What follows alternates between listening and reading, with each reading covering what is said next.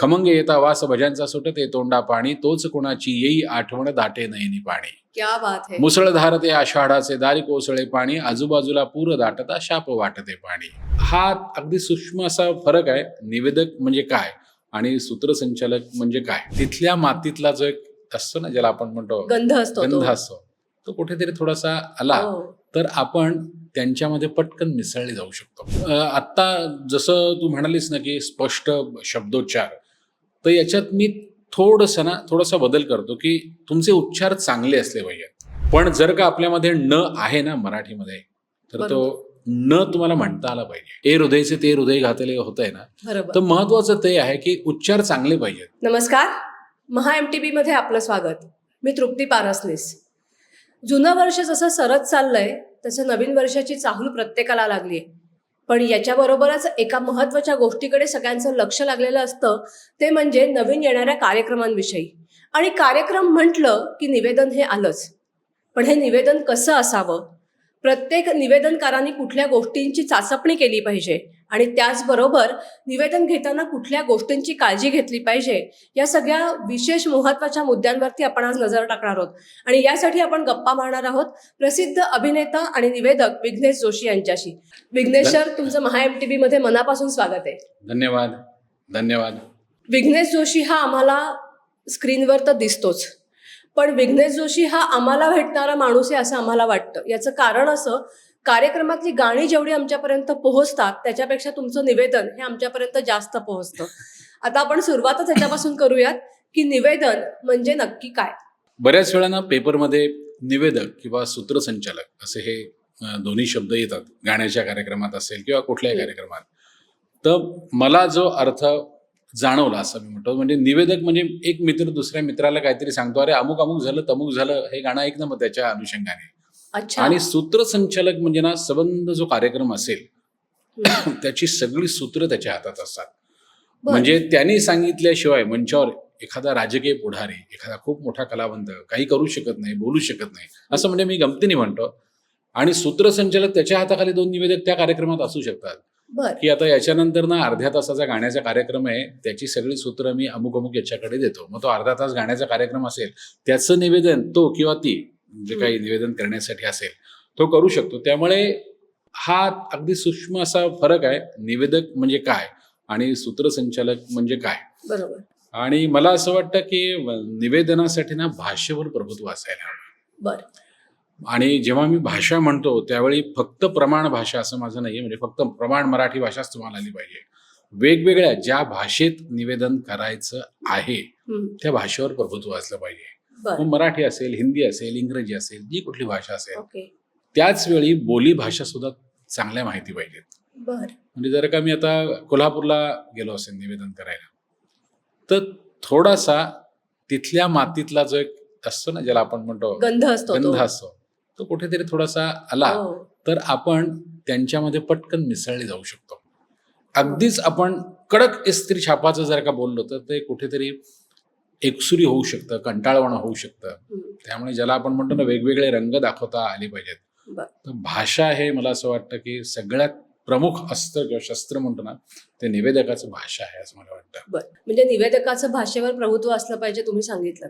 आता माझा पुढचा मुद्दा की निवेदकांनी व्यक्तिगतरित्या कुठल्या कुठल्या गोष्टींची तयारी केली पाहिजे जेव्हा एखादा कार्यक्रम करायचा असतो तेव्हा.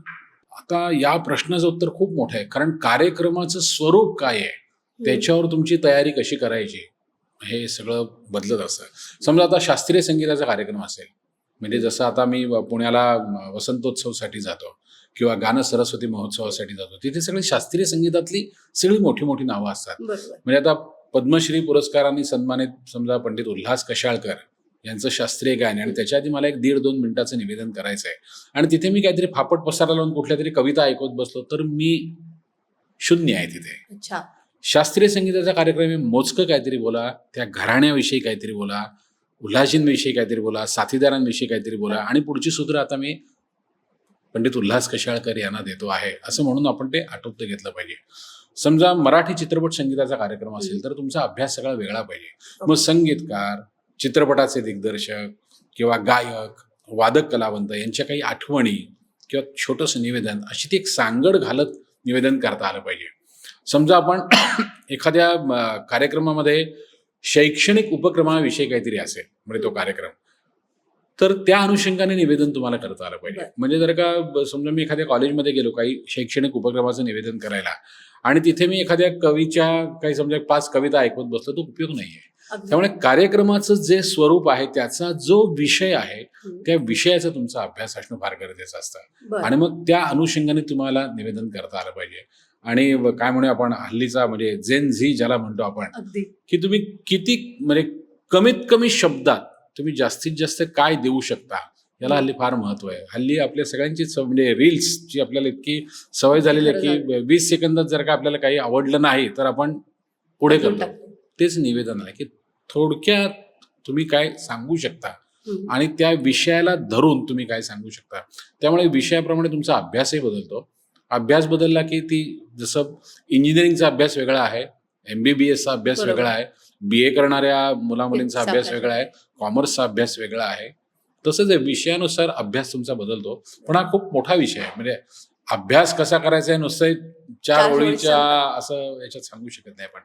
आता सध्या आपण बघतोय की सगळीकडे फेसबुक किंवा या सगळ्या गोष्टींवरती तुम्ही मुलाखत कशी घ्यावी, निवेदन कसं करावं ह्याच्या कार्यशाळा सुरू झालेल्या हो, आहेत. हो. त्या कार्यशाळेमध्ये सगळ्यात पहिल्यांदा एक असं सांगतात की तुम्ही तुमच्या स्पष्ट उच्चारासाठी काम करा.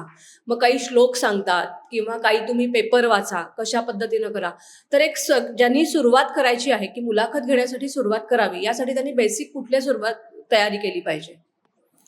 आत्ता जसं तू म्हणालीस ना की स्पष्ट शब्दोच्चार, तर याच्यात मी थोडासा बदल करतो की तुमचे उच्चार चांगले असले पाहिजेत. बरं. कुठलीही गोष्ट अति म्हणतो ना की अति तेथे माती, तसं अगदी स्पष्ट मी दोष ना कुणाचा असं म्हणे तुम्ही तो पोटफोड्याशा तुम्ही म्हटलंच पाहिजे, तो तसाच म्हणता आला पाहिजे हं. निर्विवाद. पण अतिरेक झाला ना की मला असं वाटतं कुठेतरी ते मग आपल्या कानाला खटकतं. त्यामुळे मी नेहमी सगळ्यांना सांगतो की सहज बोलण्याकडे कल द्या. आत्ता आपण दोघे एकमेकांशी बोलतोय, आपण व्याकरणाचे नियम पाळतोय का? अजिबात नाही. कर्ता कर्म क्रियापद आपण आता बोलतोय, बरोबर. आपण व्याकरणाच्या दृष्टीने एकमेकांच्या चुका दाखवत नाहीत, पण तरी ए हृदयचे ते हृदय घातले होत आहे ना. बरोबर. तर महत्वाचं ते आहे की उच्चार चांगले पाहिजेत, सहज पाहिजेत. हं. मी ज्यावेळी बोलतो त्या क्षणी तुला काहीतरी समजतं, तू ज्यावेळी बोलतेस तेव्हा विघ्नेश दादाला काहीतरी समजतं. हे समजलं का रे, एकमेकांना विचारतो का आपण, आपल्याला डोळ्यातनं कळतं की हा एकमेकांना कळलं. तसंच रसिकांच्या बाबतीत आहे बरोबर. की मी आत्ता काहीतरी बोललो ते त्याच क्षणी रसिकांना समजलं. त्यामुळे सहज बोलण्याकडे कल द्या, साधं सोपं बोलण्याकडे कल द्या. बरं. म्हणजे भाषा श्रीमंत असलीच पाहिजे, पण तिचा पण जर का निवेदनात अतिरेक झाला ना हं. तर मग माणसं हल्ली कंटाळतात. म्हणजे खूप अलंकारिक नसावं निवेदन. एखादं काहीतरी तुम्ही ऐकू नये. म्हणजे आता समजा काय असेल, समजा कविवर्य प्रमोद जोशी यांची कविता आहे, समजा पाण्यातले पाहता हे गाणं आहे, हं. आशाबाई आणि खळे साहेबांचं जर खळेसाहेब. का असेल तर. हं. तर त्याच्यात समजा तुम्हाला तेवढा मोकळा वेळ आहे 2-2.5 मिनिटाचा आणि तुम्ही एखादी पाण्यावरती काहीतरी कविता ऐकली, खमंग येता वास भज्यांचा सुटते तोंडा पाणी, बरं. खमंग येता वास भज्यांचा सुटते तोंडा पाणी, तोच कोणाची येई आठवण दाटे नयनी पाणी. क्या बात है. मुसळधार ते आषाढाचे दारी कोसळे पाणी, आजूबाजूला पूर दाटता शाप वाटते पाणी.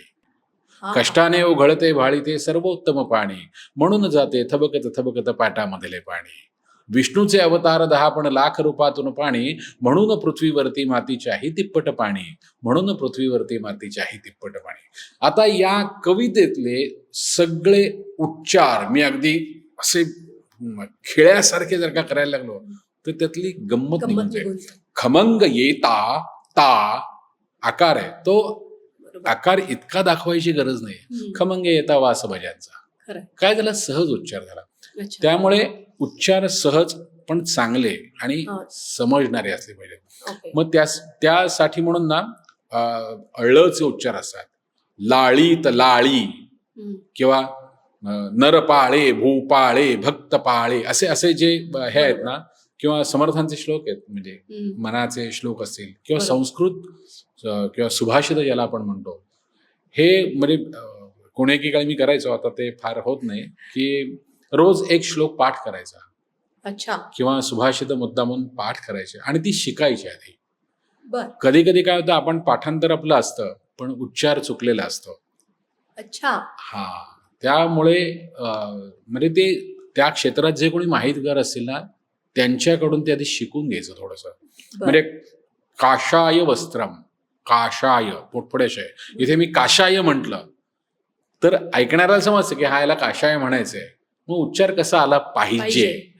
पण याचा पण इतका अतिरेक करायचा नाही की तो अगदी कानाला खटकेल उच्चार, सहज उच्चार करायचा. त्यामुळे आणि जितकं आपण अधिकाधिक वाचतो ना, मला असं वाटतं की कुठली भाषा नाही वाचून वाचून वाचून बोलून बोलून बोलून ऐकून ऐकून ऐकूनच आपल्याला येते. त्यामुळे भाषेसाठी शब्दोच्चारांसाठी म्हणजे वेगळे प्रयत्न करायचे, पण त्याचा अतिरेक करायचा नाही. मी आता मगाशाच अनुषंगाने बोलतेय की तुम्ही म्हणालात की ळ, न, न हे जे उच्चार आहेत, या उच्चारांसाठी विशेष काम करावं लागतं. हो, जरूर. आणि ते केलंच पाहिजे. मी पुन्हा एकदा सांगतो, म्हणजे सर्व रसिक प्रेक्षकांना, काही जणांना असं वाटेल की मी थोडंसं स्पष्ट बोलतोय, म्हणजे वाईट वाटेल असं बोलतोय किंवा राग येईल असं बोलतोय. पण जर का आपल्यामध्ये न आहे ना मराठीमध्ये, तर तो न तुम्हाला म्हणता आला पाहिजे. न वेगळा आहे ना, म्हणजे बाण म्हणता आला पाहिजे आणि पाणी म्हणता आलं पाहिजे आणि नळ म्हणता आलं पाहिजे. आता माझ्यावर काही जण, आम्ही जेव्हा कार्यशाळा घेतो तेव्हा एक दोघांनी आक्षेप घेतला होता, समजा आम्ही पाणी म्हटलं तर तुम्ही देणार नाही का पाणी? म्हटलं तुम्ही नुसतं अवधारात द्या म्हटलं तरी पाणीच देणार आहे म्हटलं मी. अगदी खरंय. हा, म्हणजे तुम्ही पाणी पण म्हणायची गरज नाही, अवधारात द्या ना म्हटलं मी पाणीच देणार आहे म्हटलं. सांगायचा मुद्दा असा आहे की जे अक्षर आहेत आपली मुळाक्षरं, ती तुमची छान घोटणं म्हणतो ना आपण, म्हणजे भीमसेन जोशींनी एक एक पलटा किती 18 तास घोटलेला आहे, म्हणून तो सिद्ध झालाय, त्यांचा स्वर सिद्ध झालाय, सिद्धी प्राप्त होत.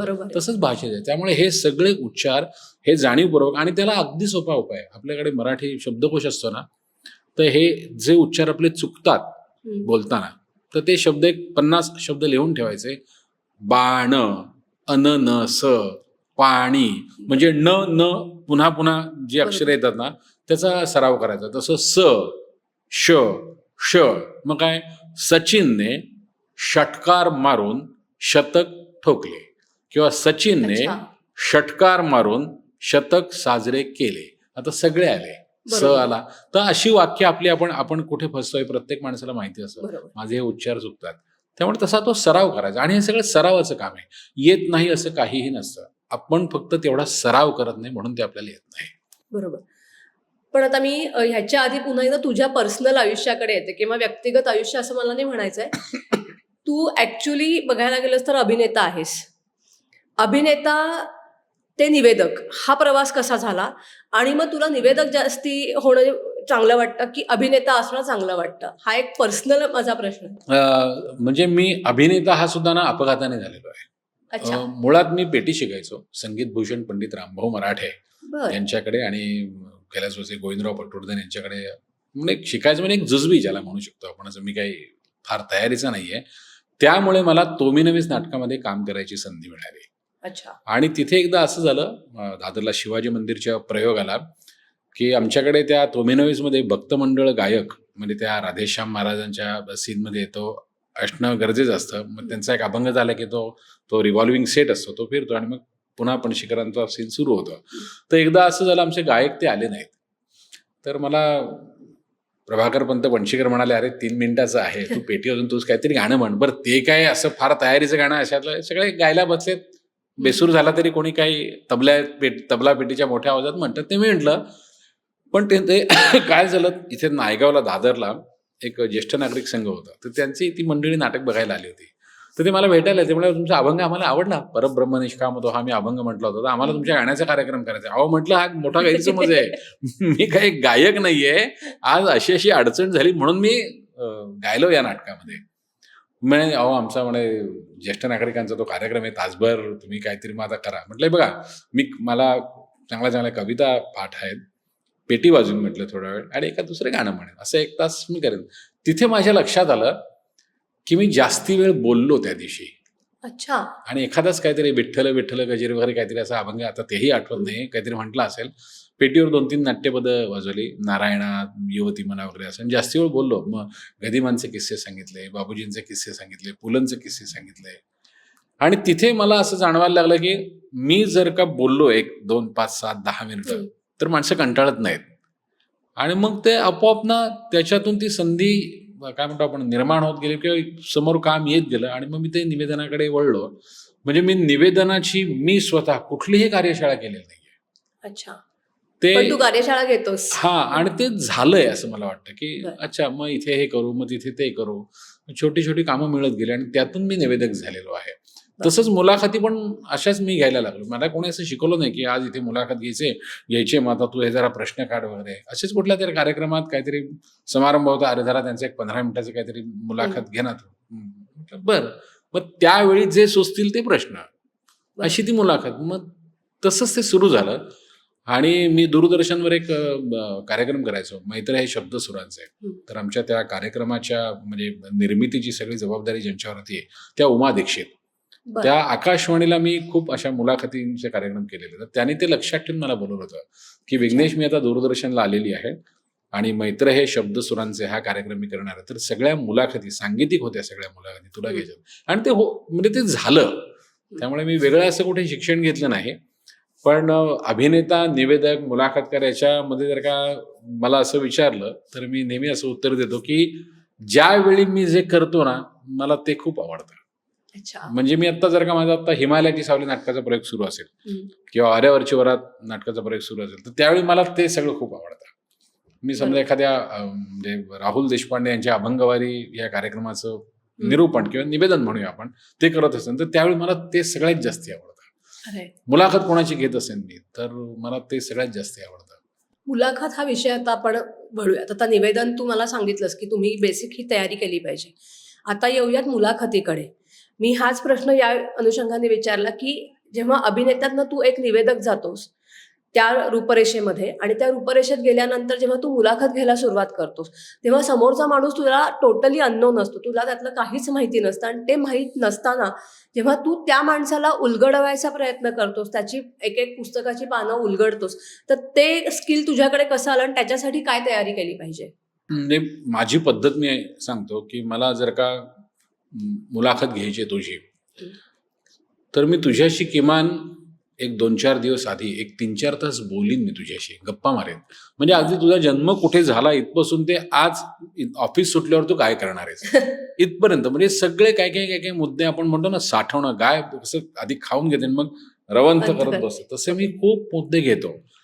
फक्त तुझ्याशीच बोलतो असं नाही. मग तुझ्या घरी कोण आहे, भाऊ नवरा आहे, आई आहे, सासू आहे, मुलगा आहे, ऑफिसमधले मित्रमैत्रिणी कोण आहेत, मग जास्तीत जास्त माहिती तुझ्याविषयी काढायची. मग अशी माहिती त्या त्या क्षेत्रानुसार बदलत जाते. म्हणजे एखाद्या गायकाची मुलाखत असेल तर त्याच्या क्षेत्रात काम करणारे जे कोणी गायक, वादक, त्यांच्याशी बोलायचं की याच्याकडे काय खास मला असा मुद्दा मिळेल. त्यामुळे माहिती अशी खूप घ्यायची. हल्ली आता बरं झालेलं आहे की म्हणजे वेगवेगळ्या समाज माध्यमांवरती ऑलरेडी कुठेतरी मुलाखत वगैरे आलेली असते. मग त्यातलं काही आपल्याला शोधता येतं का? कधी कधी एखाद्या मासिकात मुलाखत आलेली असते, मग त्यातलं आपल्याला काही शोधता येतं का? अशी ती मुलाखतीची तयारी करायची. आपली एक प्रश्नावली आपण एक तयार करायची की साधारण हे 1 तासाच्या मुलाखतीसाठी मी साधारण 20 प्रश्न काढलेले आहेत. वास्तविक इतके लागत नाहीत 1 तासाच्या मुलं. पण कधी कधी काय होतं, एखादा माणूस खूप मोठा कलावंत असतो किंवा खूप मोठं कार्य असतं त्याच्याकडनं, पण तो तितक्याच ह्यानी बोलेल असं होत नाही. बोलण्यात थोडंसं एक कमी पण असतं. ते कमी पण म्हणजे कमी बोलणारा असतो. मग अशा वेळी आपली तयारी पाहिजे की 20 प्रश्न मग मी त्याला 1 तास बोलतं करू शकतो. वास्तविक ते 7-8 प्रश्नामध्येच तो एखादा बोलणारा असतो. त्यामुळे ते प्रश्न असे काढायचे वेगवेगळे. दुसरी गोष्ट, आत्ता आपण समोरासमोर आहोत, पण कधी कधी आपल्या समोर एक 100-500 माणसं असतात.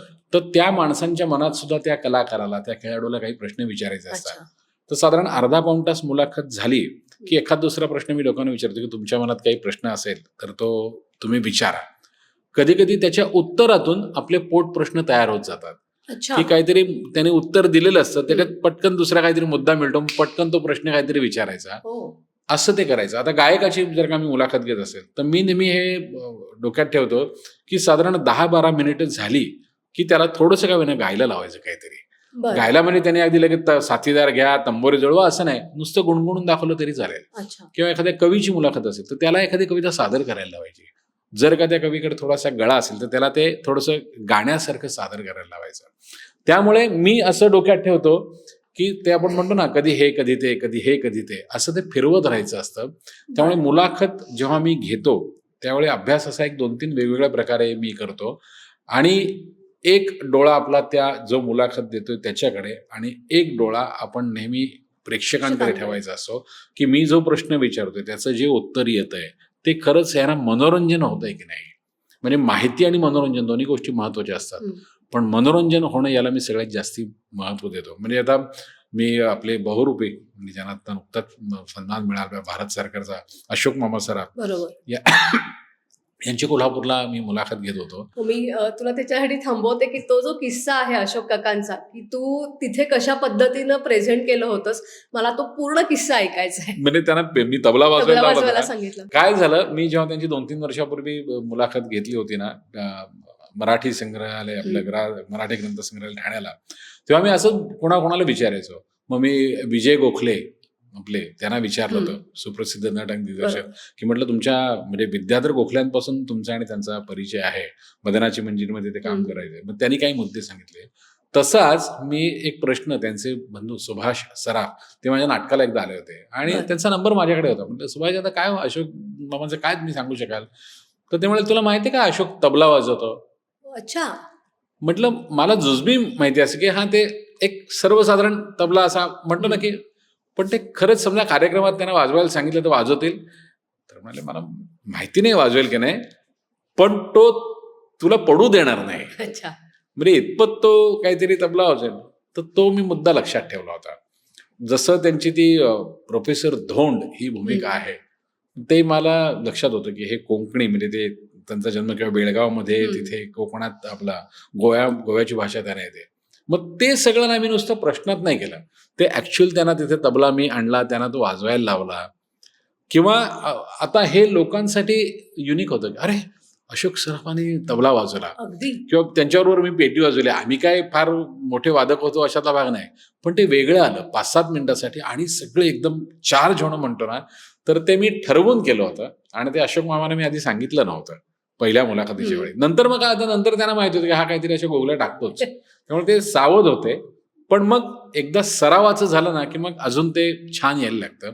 त्यामुळे तबला त्यांचं वाजवणं किंवा त्यांना तो कोट घालून केते नाही तो असं ते त्यांना ते करायला लावणं, हे सगळं अर्थात पुन्हा सांगतो तुमच्याकडे ना मुलाखत घेताना एक ना अभ्यासू डोळा पण असावा लागतो आणि थोडासा मिश्किल स्वभाव असावा लागतो. एक्झॅक्टली. की थोडंसं म्हणजे काहीतरी विनोद निर्मिती झाली पाहिजे.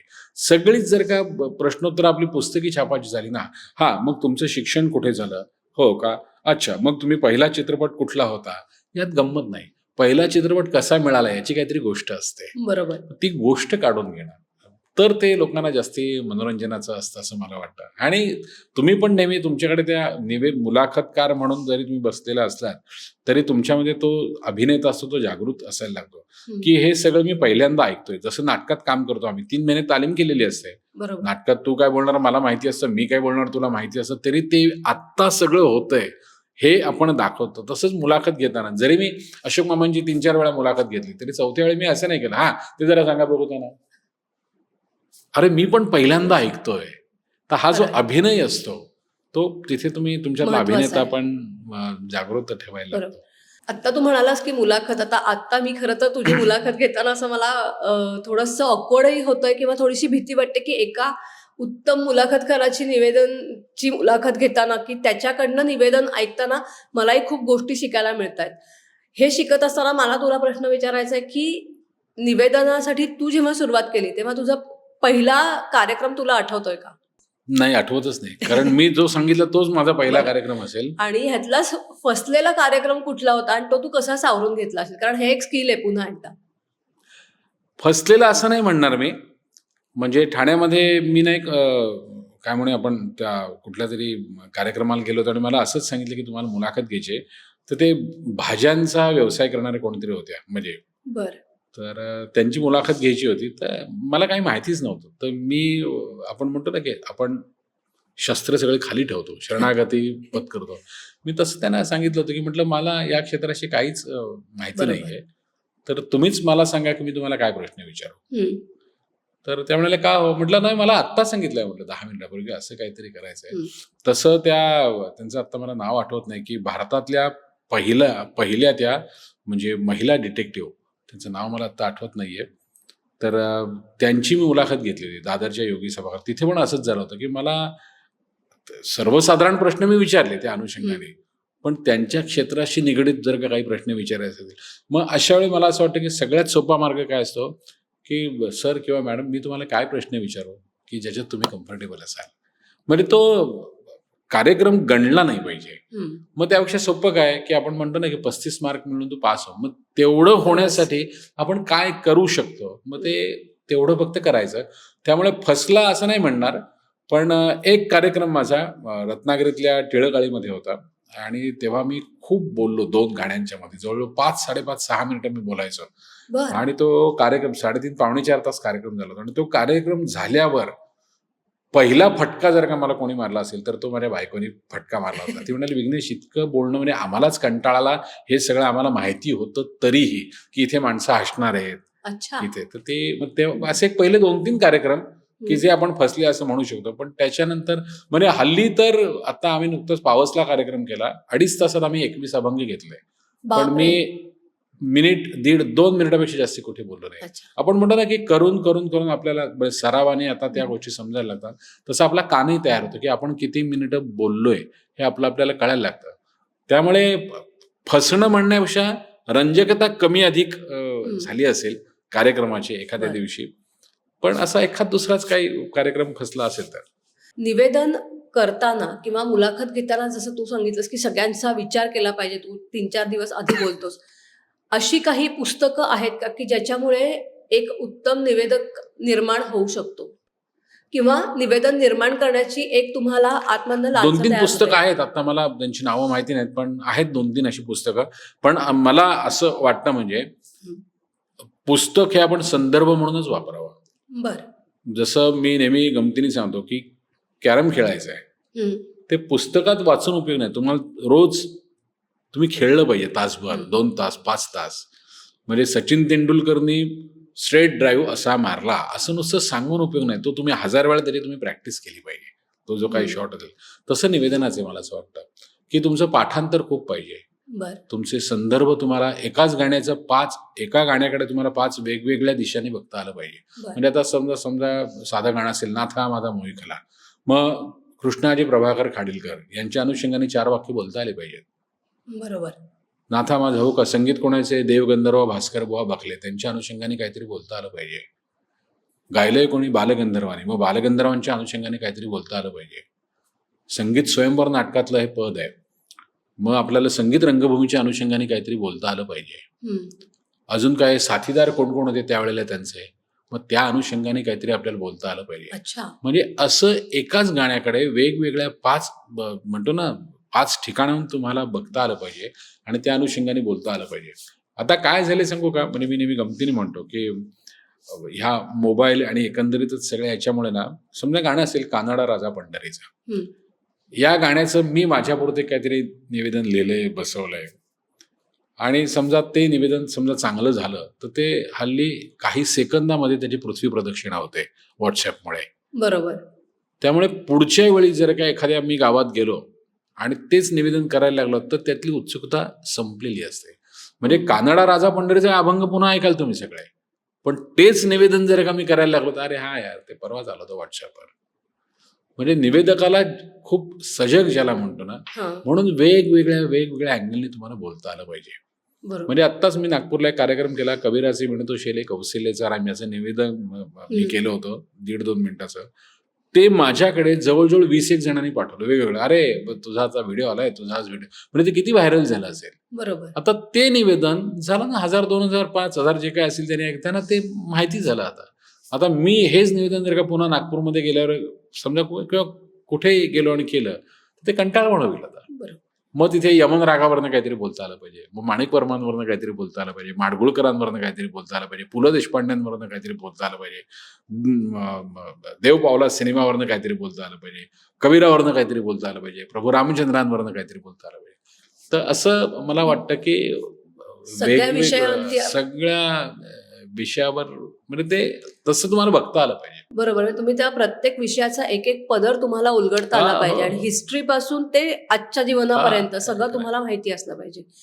एक उत्तम निवेदक होण्यासाठी किंवा उत्तम मुलाखती घेण्यासाठी तुमच्याकडे कुठले कुठले गुण असणं अपेक्षित आहे? पटकन सांगतो असं म्हणजे उत्तम भाषा, जी कुठली भाषा असेल ती उत्तम बोलता आली पाहिजे. त्याची प्रमाण भाषा आणि बोली भाषा दोन्ही सांगतो मी. म्हणजे तुम्ही केव्हा आलात असंही छान म्हणता आलं पाहिजे आणि केव्हा आलासा येतोयस नवं का करायला आहेस अच्छा. का करायला आहेस म्हणजे मी आत्मप्रौढी वाटेल पण प्रथमेश लघाटे आणि मुग्धा वैशंपायन आमचा एक कार्यक्रम शिरसीला होता कर्नाटकात. हम्म. तेव्हा मी त्या संपूर्ण कार्यक्रमाचं निवेदन कानडीमधनं केलेलं आहे. क्या बात है. मला कानडी येत नाही. मी डॉक्टर प्रभा आपटे म्हणून हुबळीला एक आहेत म्हणजे कार्यक्रमांमुळे माझा त्यांचा परिचय झाला आहे. मी त्यांना व्हॉट्सअपवर सगळं मराठीत लिहून पाठवलं. त्यांना सांगितलं तुम्ही हे सगळं कानडीत लिहा पण कानडी म्हणजे कसं मराठीत लिहा. Correct. एवत्तीन दिवसे रसिकरू स्वागता वगैरे असं ते मला बरं. लिहून पाठवा आणि मी ते तिथे निवेदन मी केलं. आता त्या दिवशी शिरसीला ज्यांनी माझं कानडी ऐकलं असेल कितीतरी जणांनी हजारो चुका काढल्या असतील माझ्या. ए Right. चुकला शब्दोच्चार चुकला हे चुकलं वाक्यरचना चुकली. पण त्यांच्यासाठी आनंदाचा भाग काय होता की एक निवेदक ज्याची मातृभाषा मराठी आहे तो सगळा पूर्ण कार्यक्रम कानडीमध्ये निवेदन करतोय. बरोबर. त्यामुळे भाषेवर प्रभुत्व असलं पाहिजे. पाठांतर पटकन काहीतरी रेफरन्स तुम्हाला देता आला पाहिजे. संदर्भ वेगवेगळे माहिती असले पाहिजेत आणि कमीत कमी वेळात अधिकाधिक परिणाम साधता आपल्याला आला पाहिजे याचं सदैव भान तुम्ही ठेवलं पाहिजे. बरं. आणि जागृत अवस्था म्हणतो ना हम्म. की त्याच्यासाठी वेगवेगळ्या प्रकारचं चौफेर ज्याला आपण म्हणतो चौफेर वाचन पाहिजे तुमचं. म्हणजे जेवढं वाचाल तेवढं कमी असतं असं मी सगळ्या म्हणजे हे स्वतःलाही सांगतो बरं. की आज मी 2 तास वाचलो चला आजचा कोटा पूर्ण झाला नाही. जेवढं वाचाल तेवढं कमीच असतं. माझे गुरु संगीतभूषण पंडित रामभाऊ मराठे यांचं एक वाक्य असं माझं खेळासारखं आहे. ते नेहमी म्हणायचे की आपल्याकडे विद्या पुष्कळ पाहिजे. खरंय. त्या विद्येचं रूपांतर कलेत कसं करायचं हे प्रतिभा ती वेगळी असते. ते सगळ्यांना जमतं असं नाही. बरोबर. पण विद्या पुष्कळ पाहिजे. त्यामुळे तेच मी सगळ्यांना सांगतो की तुमच्याकडे तुमची शक्ती काय आहे तर वेगवेगळे संदर्भ वेगवेगळ्या श्लोक काय पाठ आहेत भाषेवर प्रभुत्व आहे अनेक किस्से माहिती पाहिजेत तुम्हाला वेगवेगळ्या बरोबर. लोकांचे आणि म्हणून चरित्रात्मक जी पुस्तकं असतात ना ती सगळ्यात जास्ती वाचायची. अच्छा. हा म्हणजे त्याच्यात कारण सर्वसाधारण आपण जे बघतो ना प्रेक्षकांना आपण सगळे गोष्टी वेल्हाळत आपल्याला गोष्टी ऐकायला लाकूड तोड्याची गोष्ट तीच असते. बरोबर. पण एखादा चांगला जो सांगणारा असतो तो 3च्या ऐवजी 300 कुऱ्हाडीपर्यंत ती रंगवू शकतो आणि ज्याला गोष्टच सांगता येत नाही तो पहिल्याच कुऱ्हाडीला कंटाळा अरे काय सांगतो चल कळलं रे मला त्या सगळ्या कुऱ्हाडी देतो एवढंच आहे ना चल विषय संपतो. बरोबर. रंगवून सांगणं आणि म्हणून तुम्ही आधी रंगणं फार गरजेचं असतं. बरोबर. म्हणजे पुलंचं एक फार छान वाक्य आहे की आपण एखाद्याला गोष्टीचं पुस्तक देऊ शकतो. एखाद्याला त्या गोष्टीच्या पुस्तकातली एखादी गोष्ट वाचून दाखवू शकतो सांगू शकतो आणि एखादा असतो ती गोष्ट रंगवून ऐकवतो किंवा रंगवून सांगतो. क्या हे जे बात आहे. रंगवून सांगणं आहे ना ते फार महत्वाचं आहे. बरोबर. म्हणजे तुम्हाला ती मुलाखत रंगवताही आली पाहिजे. कुठला ती मुलाखत आत्मसात काय करता- गाण्याचा कार्यक्रम तुम्हाला रंगवता आला पाहिजे. बरं. आणि असं मला वाटतं की आपल्याला ते रंगवता येत नसेल ना तर कमी बोला. हम्म. कारण गाणं एक वेळ काय म्हणतो आपण ते गाणं रंगवणं आपल्या हातात नसतं कारण आपण गायक नाहीये. पण तुमच्या निवेदनामुळे गाणं आता कंटाळवाणा व्हायला लागला असं नाही झालं पाहिजे. तुम्ही कमी बोला ओके ओके. नाही काही सांगण्यासारखं नाहीये ना मला काय सांगू पटकन गाण्याकडे जा. बऱ्याच निवेदकांचा मी कोणाचं नाव घेत नाही पण बऱ्याच निवेदकांचा असा एक गैरसमज आहे की मी जे आज सगळं काही लिहून आणलंय मी जे काही पाठ केलंय ते आज मी सगळं ऐकवणारच त्याशिवाय मी अच्छा. सोडणार असं काही नसतं. उलट मी चांगल्या अर्थाने सांगतो की तुम्ही जेवढं कमी बोलाल ना जेवढा कार्यक्रम पटापट पुढे न्याल. हल्ली लोकांना ते अवस्था सर्वसाधारण म्हणजे असं मी विचारतो की समजा तू गाण्याचा कार्यक्रम ऐकायला गेलीस तर 2 गाण्यांच्या मध्ये निवेदक किती वेळ बोलला तर तू सहज ऐकशील. 1 ते 1.5 मिनिटाच्या वर नाही. बरोबर ना. हम्म. मग ते सूत्र जेव्हा मी निवेदन करायला बसतो मी तेच लक्षात ठेवतो. बरं. मी 2 गाण्यांच्या मध्ये 7-8 मिनिटं बोललो तर काय काय बरं एक माणूस बोलतोय बाकीला बाजूला तुला गायक वादक आणि हे सगळे दिसत आहेत तर माणसं माझं काय ऐकतील 7-8 बरोबर. मिनिटं. एखादा कुठला तरी प्रसंग असेल एखादी कविता असेल तर ते ठीक आहे बरोबर आहे. पण ते क्वचित म्हणजे असं मला म्हणायचं. तू एवढे कार्यक्रम करतोयस एवढे कार्यक्रमांचे तुझ्याकडे म्हणजे पुढच्या वर्षातही आम्हाला विघ्नेश जोशी वेगळ्या वेगळ्या रूपात दिसणारच आहे. सध्या तू नाटक करतो आहेस कार्यक्रम चालूच आहेत. तुझ्या आयुष्यातला अविस्मरणीय कार्यक्रम कोणता होता की जो तुला एवढ्या कार्यक्रमांमध्ये आजही तुला डोळ्यातही पाणी आणतं आणि तोच कार्यक्रम तुझ्या आयुष्यातला मेस्मरायझिंग प्रोग्राम होता असं तुला वाटतं? असे खूप कार्यक्रम आहेत, खूप. त्यातला पटकन सांगतो. मी इचलकरंजीला एक कार्यक्रम केला होता. त्यावेळी माझी वादळवाट मालिका चालू होती. 2004 सालची गोष्ट सांगतोय. आम्ही हसत खेळत म्हणून एक कार्यक्रम करायचो. मी, माझी बायको कल्याणी जोशी, म्हणजे जी शास्त्रीय संगीत गायिका आहे, आमचा एक तबलजी राजा केळकर म्हणून, जो आता ह्याला असतो रत्नागिरीला, आणि आयडिया सारेगमप मधला गौतम मुर्डेश्वर. म्हणजे अतिशयोक्ती वाटेल, पण इचलकरंजीचं घोरपडे नाट्यगृह, आम्ही जे कलाकार बसलोय 4-5 जण तिथे, ते सोडले तर बाकी सगळीकडे माणसं होती. अच्छा. पूर्णपणे माणसं होती. तो एक कार्यक्रम. नंतर त्रिदल म्हणून आम्ही एक कार्यक्रम करायचो. म्हणजे मी, सुप्रसिद्ध निवेदक सुधीर गाडगीळ आणि धनश्री लेले, म्हणजे अफाट व्यासंगी आहे ज्यांचा, हो. आम्ही त्रिदल, आमच्या गप्पांचा कार्यक्रम ठाण्याला कार्यक्रम झाला होता. मला वाटतं तो युट्यूबवर सुद्धा व्हिडिओ आहे. तेव्हा माणसं आमच्या मागे सुद्धा बसली होती कार्यक्रम ऐकायला. बर. म्हणजे आम्ही असं ठरलं की 1 तासभर करू कार्यक्रम, तास सव्वा तास. आम्ही 6 साल काहीतरी सुरू झाला आणि 9 वाजता आम्ही आता आता थांबायला पाहिजे, लोकांची कोणाच्या औषधाची वेळ आहे, असे करून आम्ही तर थांबलो.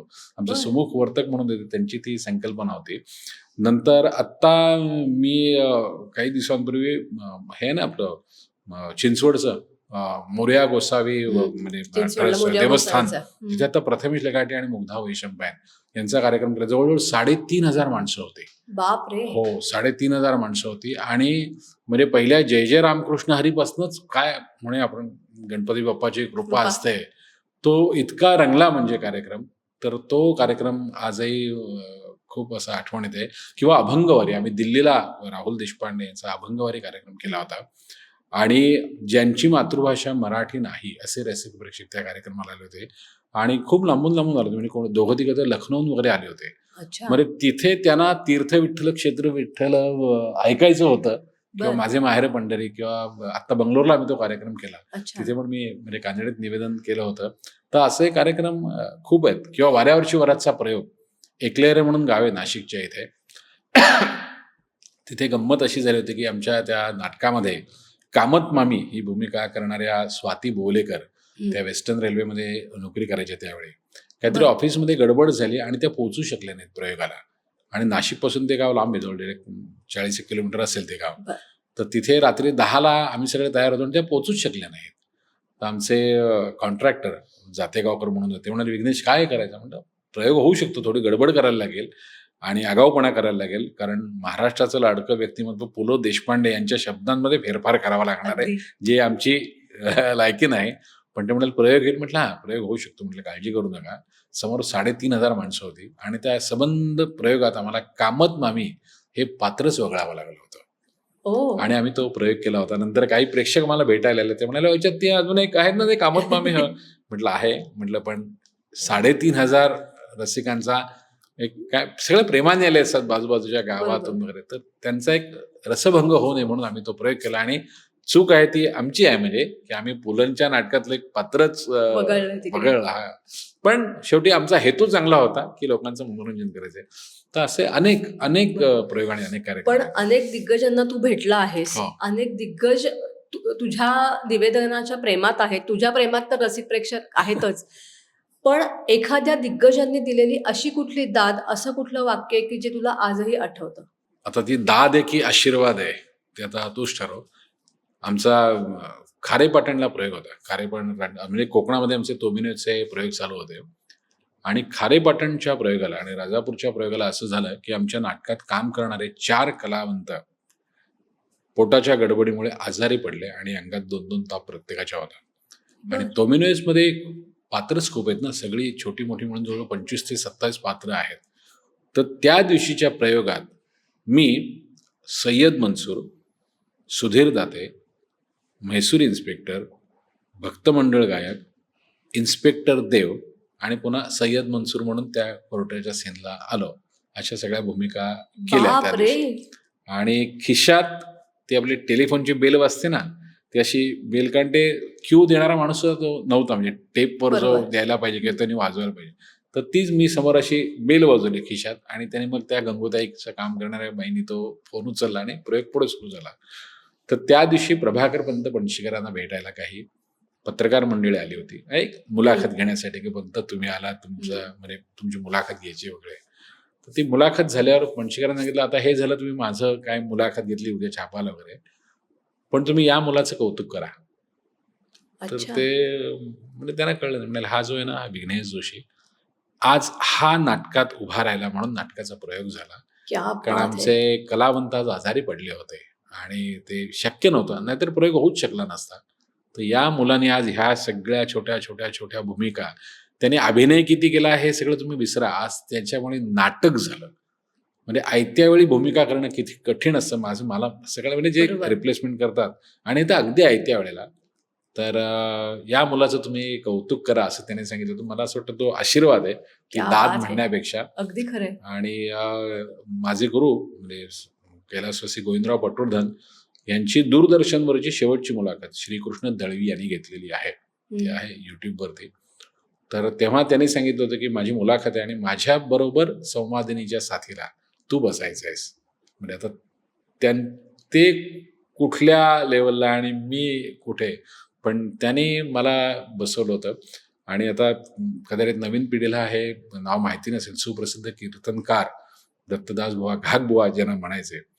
तर त्यांच्या कीर्तनाची एकदा मी जेव्हा कीर्तनाच्या साथीला बसलो होतो तेव्हा माझे गुरु गोविंदराव पटवर्धन ते ऑर्गन आणि अजून एक छोटं ऑर्गन घेऊन त्यांनी मला बसवलं होतं आणि त्या दिवशी ते फक्त स्वर धरून बसले होते आणि त्याने सांगितलं होतं की आज साथ तुमची माझा शिष्य करणार आहे. मी अगदीच जुजवी साथ केली मला जेवढी झेपेल तेवढी. पण मला असं वाटतं ही दाद म्हणण्यापेक्षा मी ह्या सगळ्या गोष्टी आशीर्वाद म्हणून घेतो. तर असे आशीर्वाद बरोबर. खूप आहेत.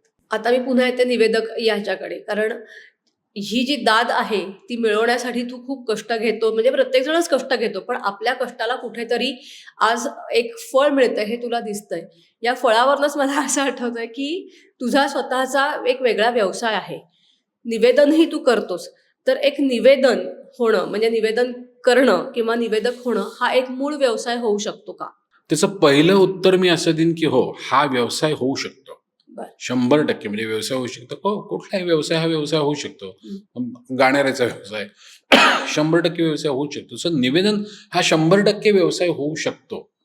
मग त्यासाठी काय काय करावं लागेल जे आता आपण इतक्या वेळ म्हणजे मी बरोबर. माझ्याकडनं जेवढं सांगता आलं तेवढं तुला सांगितलं. मग कुठल्याही व्यवसायाला काय म्हणतो आपण काय म्हणतो प्लस मायनस दोन्ही असतं त्याच्यामध्ये.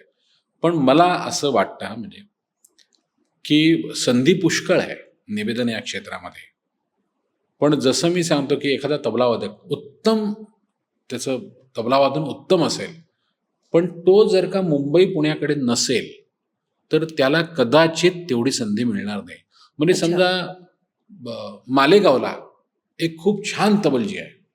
फार अगदी स्वच्छ सुंदर हात आहे साथीचं अंग चांगलं आहे पण संधीच मिळत नसेल मालेगावला तर व्यवसाय कसा करणार. कारण व्यवसाय म्हणतो ज्यावेळी आपण ना तेव्हा ते सगळं ना रुपया पैशांच्या गणितात पाहिजे की मी साथ केली काय मला आज 2,000 रुपये मिळाले काय 5,000 रुपये मिळाले जे काय असेल ते त्याच्यावर घर चाललं पाहिजे ना. आपण व्यवसाय करून घर चालवतो ना. त्यामुळे निवेदन करून 100% व्यवसाय होऊ शकतो याचं उत्तर हो आहे. पण फक्त तोच व्यवसाय करून मुंबई पुण्या व्यतिरिक्त तुमचं घर चालेल याची म्हणजे शाश्वती नाही. असं माझं मत म्हणजे.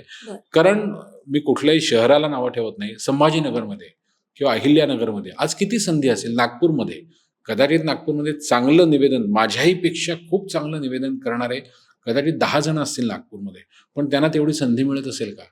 माझ्यापेक्षा त्यांचं वाचन खूप असेल पण त्यांना तिथे जालन्याला संधी मिळेल का. बरोबर. तर संधी जिथे मिळेल ना तिथे हा 100% व्यवसाय होऊ शकतो. अच्छा. जिथे संधी मिळणार नाही तिथे हा तुमचा जोडधंदा म्हणतो ना की मी अमुक बँकेत नोकरी करतो आणि शनिवार रविवारला मी कुठे कुठे काय गाण्याच्या कार्यक्रमाला निवेदन करतो काय मुलाखत घेतो असं काही जे काय असेल ते किंवा काय म्हणतो आपण लोकल लेवलला केबल नेटवर्क वगैरे असतं तिथे काहीतरी करतो बातम्या द्यायला जातो तसं होऊ शकतं. पण माझं म्हणजे मी सगळ्यांना असं सांगतो की 100% व्यवसाय होऊ शकतो का हो नाही मध्ये उत्तर हो आहे. पण फक्त हाच व्यवसाय करून तुम्ही जर का ठरवणार असाल की मी पुढची 50 वर्ष 40 वर्ष तर कदाचित ते कठीण जाईल तुम्हाला. अच्छा. आणि हे सगळ्याच, मी कलेच्या सगळ्याच अभिनेता म्हणून सुद्धा ना, बरोबर. आपल्याकडे आज अभिनेता म्हणून आज आम्ही मुंबई पुण्याकडे आहोत म्हणून आम्हाला एवढी संधी मिळते, किती नाही म्हटलं तरी. कदाचित नाशिकला एखादा खूप छान अभिनेता असेल, त्याला संधी तेवढी नाशिक शहरात नाही मिळणार. त्याला व्यावसायिक रंगभूमीवर काम करायचं असेल तर त्याला मुंबई पुण्याकडेच यावं लागेल. खरं तर मुंबईकडेच यावं लागेल असं मला वाटतं. म्हणजे त्यामुळे व्यवसाय नक्कीच होऊ शकतो व्यवसाय, पण थोडंसं कठीण आहे. पण त्याला काहीतरी जोड ज्याला म्हणतो आपण असं, आणि मुलांना जास्ती कठीण आहे. म्हणजे मी भेद करत नाही, स्त्री पुरुष हा भेद नाही आहे, पण मुलगा म्हटला, पुरुष म्हटलं की तो करताच आला, मग त्याला घर चालवायचं. बरोबर. मुलगी हाऊस प्लस व्यवसाय असं करू शकते, मुलगा फक्त तेवढं नाही करू शकत. बरोबर. विघ्नेश, तू आज इकडे आलास आणि मला सगळ्यात तुझं कौतुक वाटतं की तू रत्नागिरीवरनं थेट आमच्या स्टुडिओमध्ये आलायस कार्यक्रम संपल्यानंतर. निवेदन म्हणजे काय, निवेदन कसं करावं, त्याचा अभ्यास आणि त्याचं उच्चारण, या सगळ्या महत्त्वाच्या गोष्टींवरती तू आज आम्हाला एक नजर टाकायला लावलीस. यातनं अजून हा पॉडकास्ट बघितल्यानंतर अनेक निवेदक स्वतःला सिद्ध करण्यासाठी पुढे येतील अशी मी आशा करते. तू आज वेळात वेळ काढून आमच्याकडे आलास आणि या निवेदन किंवा मुलाखत कशी घ्यावी याच्यावरती आम्हाला मार्गदर्शन केलं. यासाठी महा MTB तर्फे तुझे मनापासून धन्यवाद. धन्यवाद. मुलाखत कशी घ्यावी, निवेदन कसं करावं, तुमचा उच्चार कसा पाहिजे, तुम्ही काय वाचलं पाहिजे, अशा अनेक गोष्टींवरती आपण या पॉडकास्टमधनं मार्गदर्शन घेतलं. विघ्नेश बरोबर आपण अनेक गप्पा मारल्या, त्याचे किस्से ऐकले, त्याचे आयुष्यातले क्षण ऐकले. तुम्हाला आमचा हा पॉडकास्ट कसा वाटला हे आम्हाला कमेंट करून जरूर कळवा. त्याचबरोबर कोणत्या कोणत्या विषयावरती पॉडकास्ट ऐकायला आवडतील हेही आम्हाला नक्की कळवा. त्यासाठी महा MTBला लाईक करा, शेअर करा आणि सबस्क्राईब करा. धन्यवाद.